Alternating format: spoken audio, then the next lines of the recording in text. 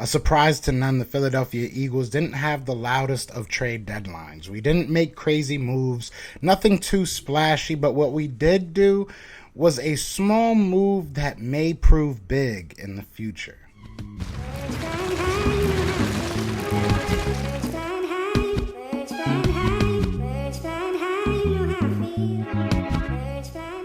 What's going on, you guys? This is your boy Joe Castro, aka Philly Fresco, and it is Philly the podcast. So, former LSU cornerback Kerry Vincent Jr. joins the Philadelphia Eagles in exchange for a 6th-round pick. He was the 7th-round pick, but now he's a 6th-round pick. So, I mean, overnight he just becomes a higher drafted pick, I guess, in his but he does join the likes of Jacoby Stevens, who he did play with in LSU. He does join Jalen Hurts, who I believe he had an interception off of in one game. And, just a little tidbit there. So that should be interesting for a little reunion there. But listen, Kerry Vincent, a lot of people have been asking me about this kid. Who is he? And honestly, I did look him up prior to the draft and everything. And he was one of the people that kind of were on my list of people that I wanted. I did have Tate Gowan a little ahead of him. He wasn't on any of my, mock drafts or anything. So I don't want to sit here and act like I was, so knowledgeable. But I did have some notes, so I do want to go over those. Realistically, we're going to start with the goods, with the positives, with the pros. The kid is fast. The kid has speed. I mean, he had a 4.36 timed combine speed. That was the actual combine speed, not none of these, pro days. I'm sure he had like a 4.1 at his pro day. You know how those get down. But his actual number is 4.36, which is fast. I think it was the second fastest, right behind Eric Stokes. So the kid's got burners, and it goes to his pros and his cons, but we'll get to that. But so he's very fast. He's a ball hawk. He knows where the ball is, and it goes back with his speed. He's able to make up for some deficiencies that he may have in his game because he is so fast. So he's able to close the gap a lot better. People call it closing speed, but he's able to close the gap a lot quicker than some other cornerbacks would be able to. Obviously, the size is a little bit worrisome. He's only 5'10". He's only 185 pounds, but at the same time, the kid hits hard. When it's time to get a little physical, he does hit hard. Sometimes, now we'll get into the the cons a little bit, excuse me. Sometimes he is a little bit hesitant. He is a smaller guy, so when it's a bigger, back or something like that, it seems like he's more just trying to get it over with, whether it's just pushing him out of bounds or just kind of throwing his body at him. He doesn't look like that guy that's going to really, get in the gap or be a run support type of guy. But he does hit hard, doesn't tackle as well as I would like him to, obviously doesn't wrap up as I would like him to, and that kind of goes back to his willingness as a tackler. It's kind of, he does hit hard when he does, but it's not very often that he does go in there head first. So something that you kind of want to see. Now, as far as his route shadowing, I guess I can say, he lacks he just lacks that vision. He lacks the IQ to know what a route might branch out into. There was way too many times that he was out of position. He was able in some of those occasions to, get back into position because, again, he has that speed and quickness.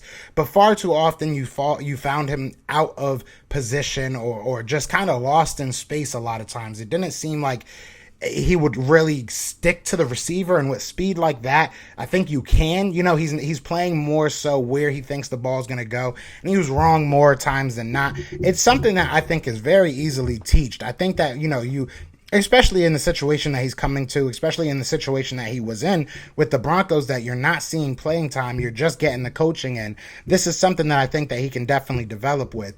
Now, the ceiling of this guy, I think that he can be a slot guy. I think, I would love to honestly see him at free safety. I think that if you move him to safety, I think you utilize that ball skills, you utilize his speed, but you kind of can take away the negative effects of him not necessarily knowing how to read routes, read receivers, or really stick to them. There was a lot of times that I saw him on the outside that he just didn't utilize the sideline like you're supposed to. There was way too much room for a lot of these receivers. Sometimes he stopped them. I mean, look, he went up against the likes of CeeDee Lamb and a couple of other good receivers that, he shut down. He went out there and played well against them. I won't say shut down. Shut down's a strong word, but he played well against them. And I think that he shows all this necessary skills to become a good cornerback in this league, I think he's a year or two away. I think, like I said, I think this is the perfect situation for him. I think that Tay Gowan was more of a ready product. I think there's obviously stuff that he has to work on,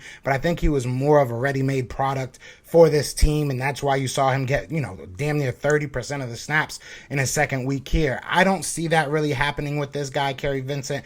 Maybe I'm wrong. I could be 100% wrong. Maybe he comes in and with the, lack of real depth at the position, maybe he shines, maybe he's able to get in there. And I think if it's at safety, you can even see that 3 safety set that we used to run in 2017, 2018 when we had Malcolm Jenkins, and prior to that, obviously. But I could see him being something like that, somebody that just kind of stays up top, uses his speed to go from sideline to sideline and read where the ball's going. Try to make some big playmaker plays.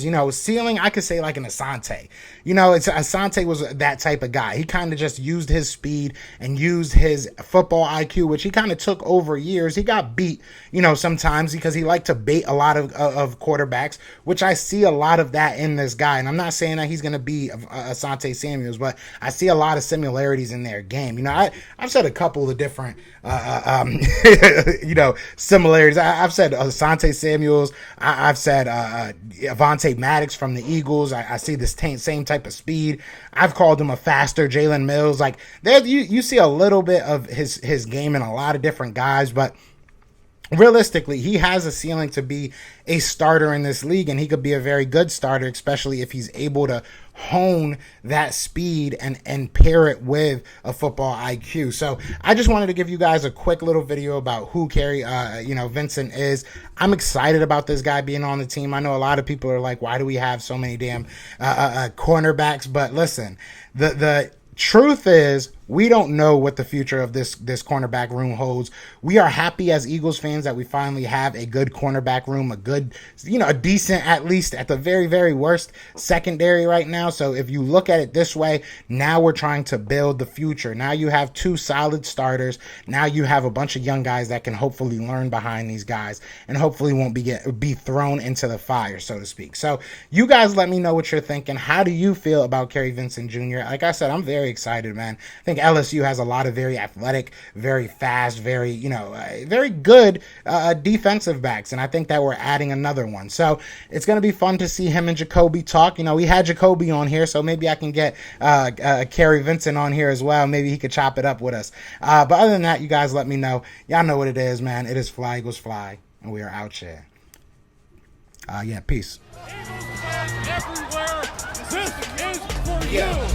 Fly Eagles flying on the team. Touchdown. Time to get Jalen this ring. You don't really want to start a thing. This a bird game nation, baby. It's a Philly thing. Hater, and you looking like you type trash. I'm just here calling on Philly the podcast. And we can call a man dog or watch Miles score off the hand.